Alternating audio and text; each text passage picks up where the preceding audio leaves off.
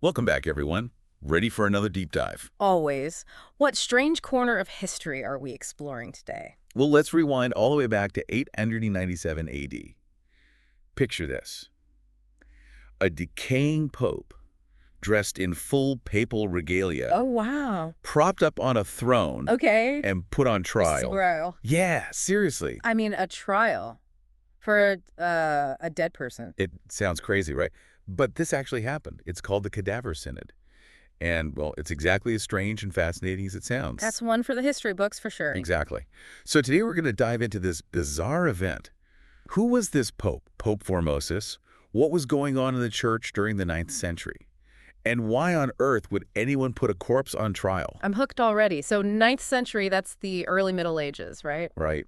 Think Vikings, Charlemagne's empire crumbling. The time of chaos. Exactly. Europe was this patchwork of kingdoms and duchies, all fighting for power. And the church was right in the thick of it, Oh, absolutely. They weren't just about religion back then. They were major players in politics. wielding a lot of power. Yeah, tons of it. They had influence, wealth, land. And the papacy, the top spot, that was a coveted prize, wasn't it? You bet it was.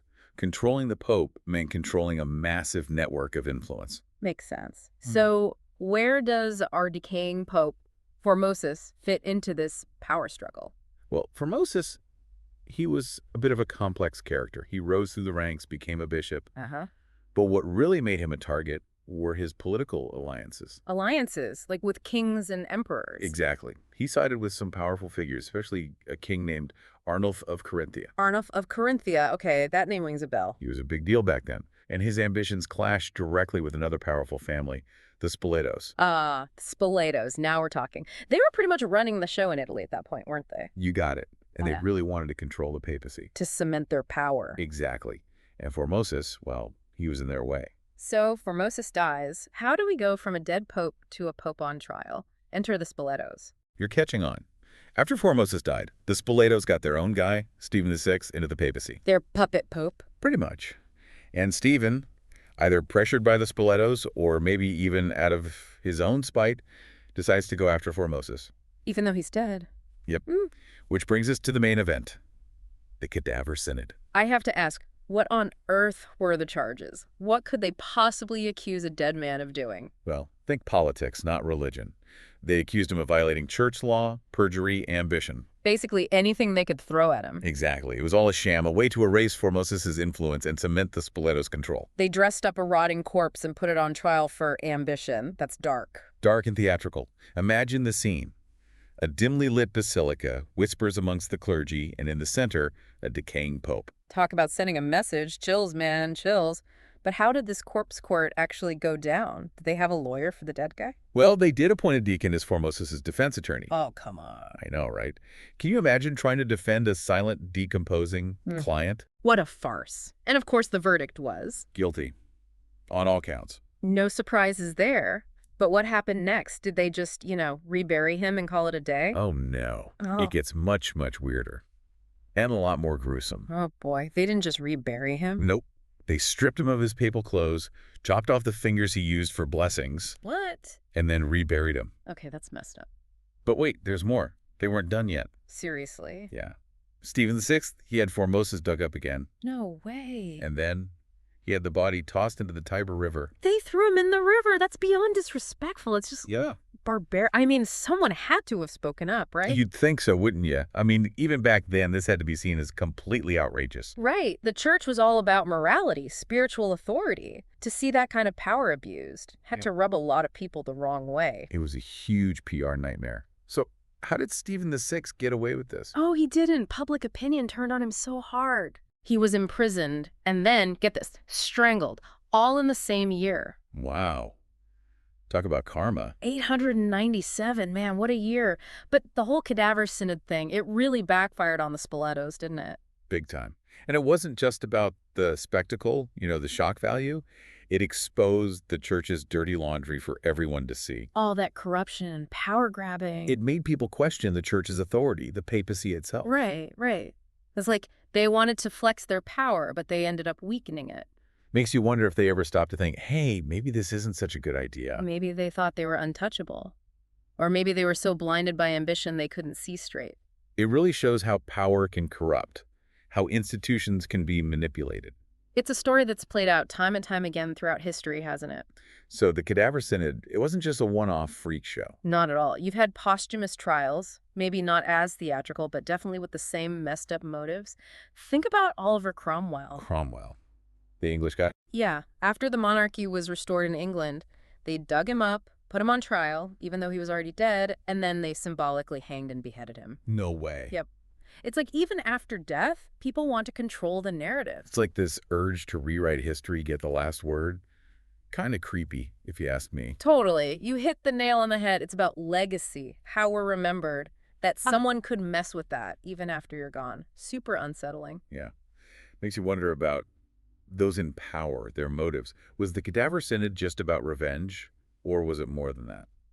I'd say a bit of both. For the Spoletos, it was about discrediting Formosus. Erasing him. Exactly. But also sending a message to anyone who might think of challenging them. Like a warning. Totally. Like, look what happens to those who cross us, even in death. Makes you think about, like, modern-day smear campaigns. Right.